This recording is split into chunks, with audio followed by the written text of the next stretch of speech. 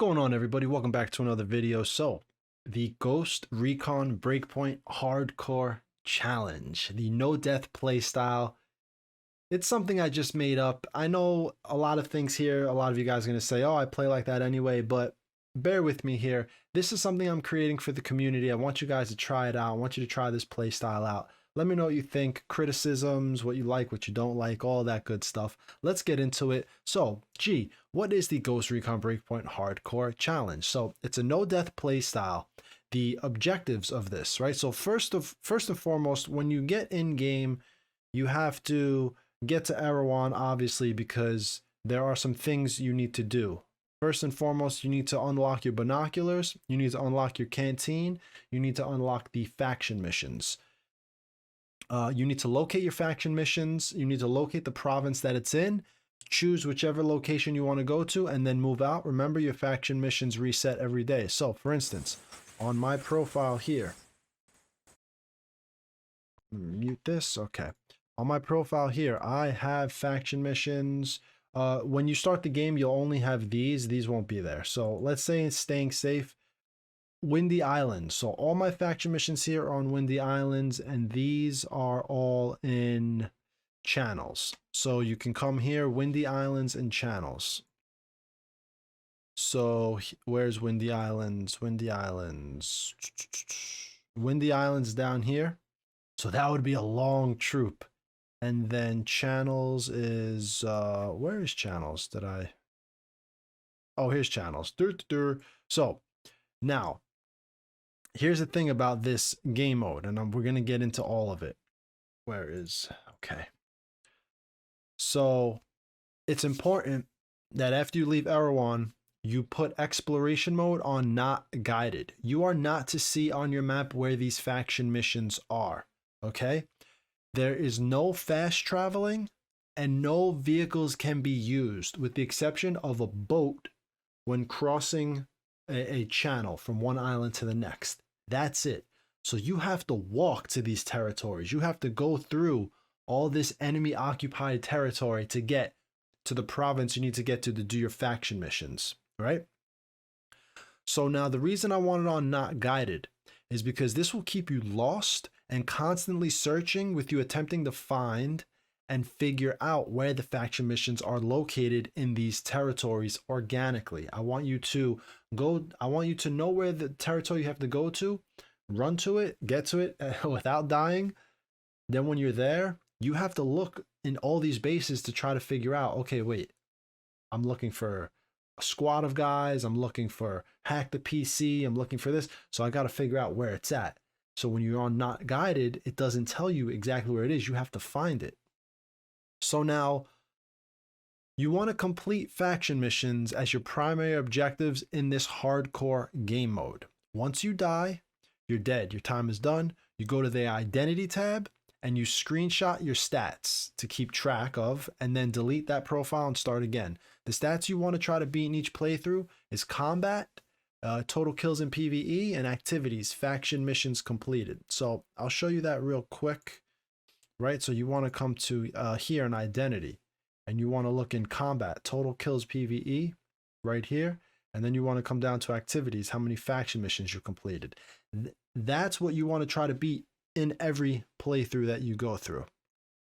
Okay? So now the rules. Here are the rules. Classes. You could only choose one original class from the following: Assault, Panther, Sharpshooter. That's it. You get a skill point. You choose one class. That's your class for the entire playthrough. That's it. I disqualified the other classes due to Medic with heals, Engineer due to having the drone, Pathfinder doing having the drone and night vision, and Echelon doing having the pulse detection, amongst other things like the snapshot and all that. So just Assault, Panther, Sharpshooter, one of the original classes. Choose one, roll out with it. Skill points. You could get your parachute, and then that's it. You can't use any more skill points after that. So you're unlocking one class and then getting your parachute, and then you're done. No night vision, none of that stuff. You are behind enemy lines. You are assed out as a soldier who's just shot out of the sky. You have nothing, okay? Also, obviously, this will be on immersive mode. I don't think we got to that yet, but just in case you didn't know. So Weapons. When you pick up weapons, you're to remove the suppressors. You have no suppressors on your weapons. That's it. I know the game, in their infinite wisdom of making this game, they just give you suppressors because they're it's like they lack imagination to try to make you go out there and figure this stuff out. Especially with Breakpoint specifically, because you're shot down and then you get an enemy weapon and then all of a sudden it has a suppressor on it, but none of the enemies have suppressors on it. I digress. Weapons, your rifle and your pistol. Take the suppressors off. You always have to go loud. Items. Also, no using the drone for scouting, only binoculars. So as far as items, I thought about this one and this is what I came up with. Offensive items can be unlocked and accessed only by picking them up. No crafting them, none at Maria's shop. You have to kill enemies, go into compounds, and scavenge these items. As far as the bandages and syringes, bandages you can craft at the bivouac. Syringes you cannot. You can't just find a plant and then all of a sudden make a freaking pharmaceutical syringe that you could inject yourself with. These syringes, they're definitely advanced. You have to find them as well out in the world, scavenging at enemy bases. But bandages, that is something that you should always be able to create because it's a simple bandage. You're just wrapping up a wound. So bivouacs, you can enter and create bandages, and that's it. Every other item you have to scavenge out in the real world. Okay, so vehicles.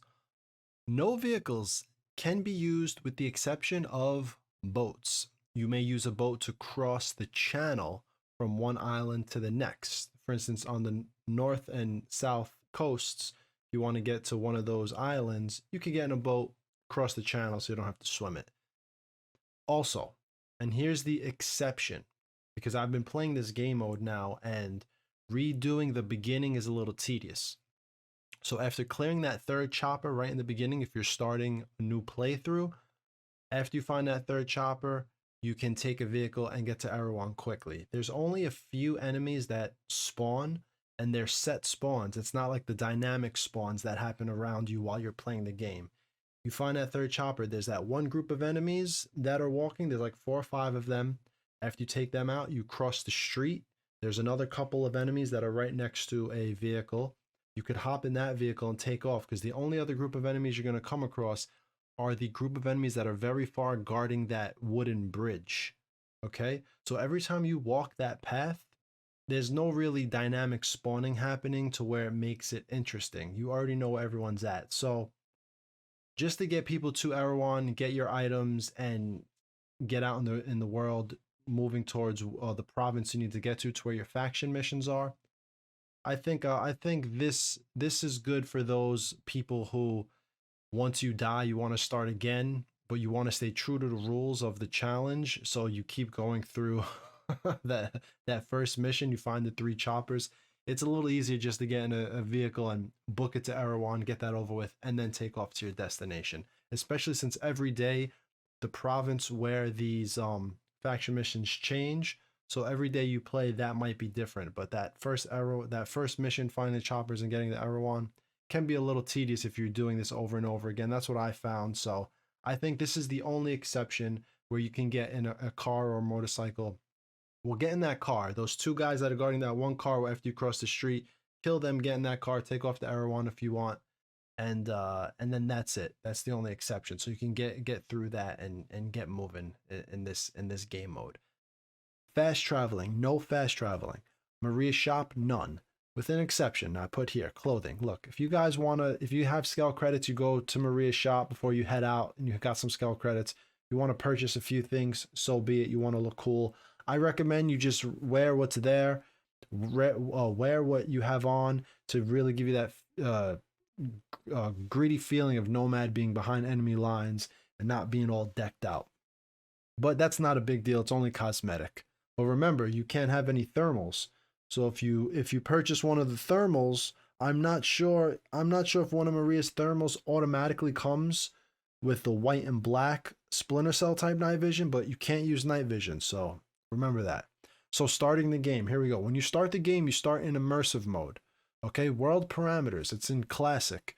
You want the drone presence to be reduced, the Azrael drone patrols to be none, the helicopter patrol frequency to be classic. Okay. Ghost experience parameters. Gear levels off. Difficulty of enemies is on extreme. The difficult tactical is on custom. I'm going to show you what to put on there. Interface custom, I'm going to go through that as well. Social and bivouacs. You could only use bivouacs obviously to craft. You can't fast travel to bivouacs, and you can't use it to go to Maria's shop or any of that because you can't purchase anything from Maria's shop. So bivouacs are basically useless other than crafting items.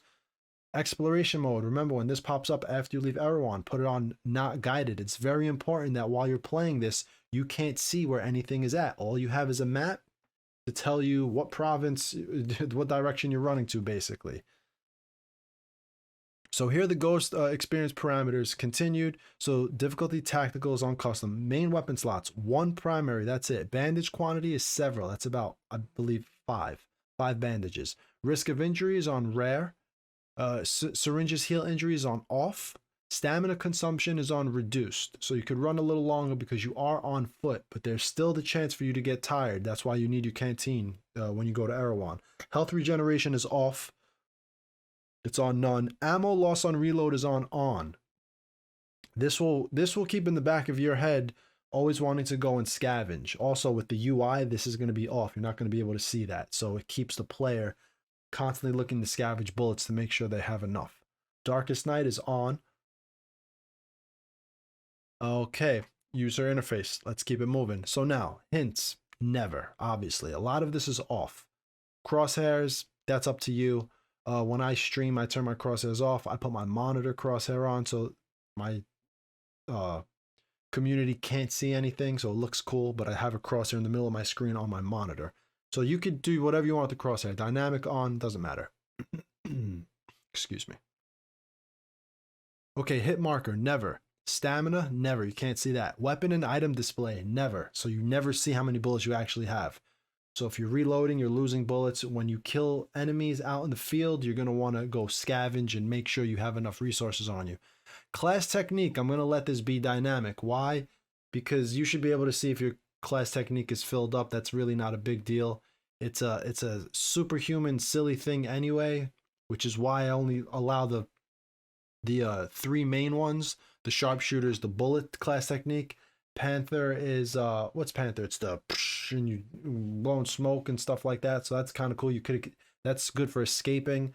And for the assault is the adrenaline. So if you want to see that, you can put that on dynamic so you could actually see when it's filled up. But the amount of times you're going to use it anyway, it's probably going to always be filled up. So if you want to turn it off, whatever, but no biggie. Mission reminder, any. I put mission reminders that if you want to pin something so you could actually see the faction missions you're kind of looking, you can see 3 of them. You won't be able to see it on the map, but you could kind of read, what am I doing? Oh, I'm looking for a PC. Oh, I'm looking for these guys. So you could keep that on if you'd like. Detection gauge off. Warning message off. See, these are the real in-game combat things that have to be off.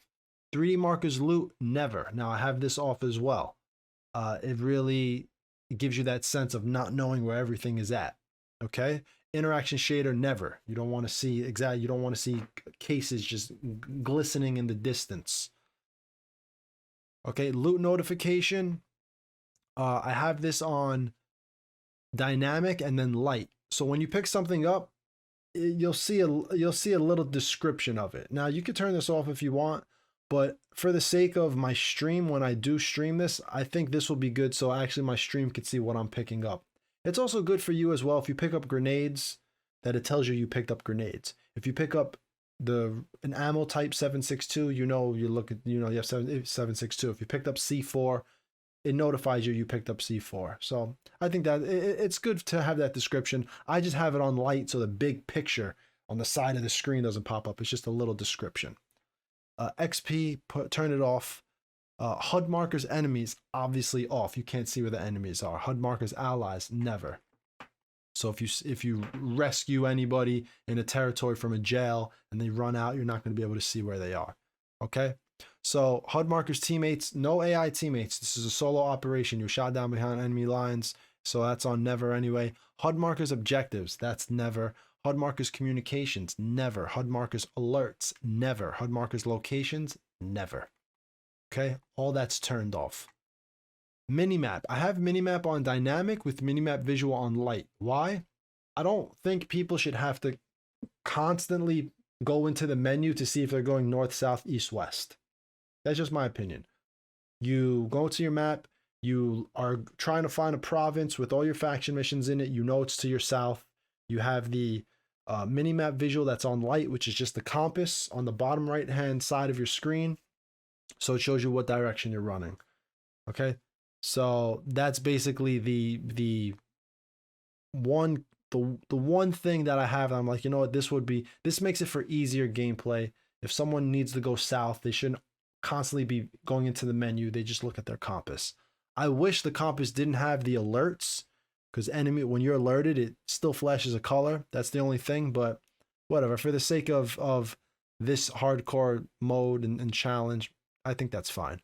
Maps, everything is turned off when you have it on light. So maps, detection cloud, enemy icons, ally icons, all that is never anyway, but it's off because you have the compass instead of the mini map. The TAC map, undiscovered locations, that doesn't matter. If you want to go into your TAC map and see what you didn't find, it's not going to matter because that's not any part of this game mode. You're going to be wanting to find the provinces that have your faction missions, and you're going to want to be sweeping those provinces to complete those faction missions. Then when you actually complete them, you need to go to the next province.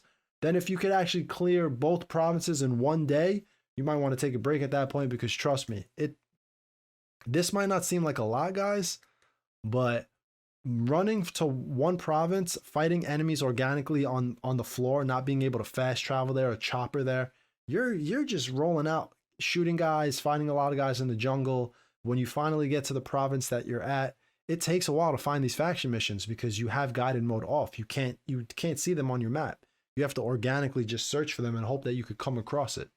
So remember, faction missions, they reset every 24 hours. So if you actually don't die and wipe out, you clear both of your faction missions, then you're set for that day. You might want to take a break at that point, log in the next day.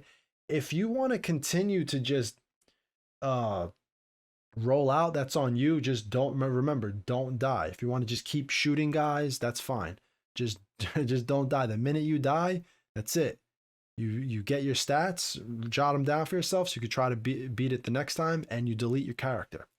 So input reminder on foot is off, so you can't see anything. If you could actually go up to a computer and hold the button, you actually have to do it.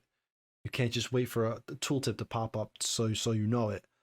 Input reminder vehicles is on never. You can't get into vehicles anyway. The only one you can is a boat, like I said, crossing channels. And that's it. Toggle interface I have off. I don't hate having that thing up there, but that's nothing. Join invite players, that whatever. And then PvP doesn't matter. And that's it. That's it. How long is that? 15 minutes explaining this hardcore game mode, guys. I'm going to link this docs file. I'm going to link this docs file in the video in the description below. Check it out. Try this mode. Remember, you start the game right away. You want to change your map. You want to change your difficulty, all that stuff before you start. You want to have all that situated. Then when you go into the game, you want to get to Erewhon. You want to get your canteen. You want to get your binoculars. You want to unlock your faction missions. And then that's it. You take off. Try not to die. Watch yourself at nighttime. It's a little complicated rolling around at night. We get so spoiled with our night vision. Rolling around at night without them, it's kind of like, oh wow, it's a whole different feeling. And always being on the ground, not being able to fast travel. This is my Ghost Recon Breakpoint hardcore challenge, the no death playstyle. Try it out for yourself. Let me know how it goes. Stream it, record it, upload it, make content. Do your thing, and let me know how it goes. So that's it for this video, guys. If you have any questions about it, comment down below. Let me know what you think, what I should add, what I should take out. If you don't like something specific here, let me know in the comments. We'll discuss some things. Maybe I can make it better, or maybe I could explain to you why I made it this way if you don't understand. And that's it. Okay, so good luck out there, ghosts. Have fun playing this Ghost Recon Breakpoint hardcore challenge. Let me know how you do. I have Discord down below. Join the community so we can keep up. Maybe I'm actually going to make a new channel in the Discord for the hardcore mode so people can post about it and talk about it. So that's it. That's it for this video, guys. Let me know how you do, all right? Good luck out there. And that's it. I will see you all in the next video. All right, guys. Peace.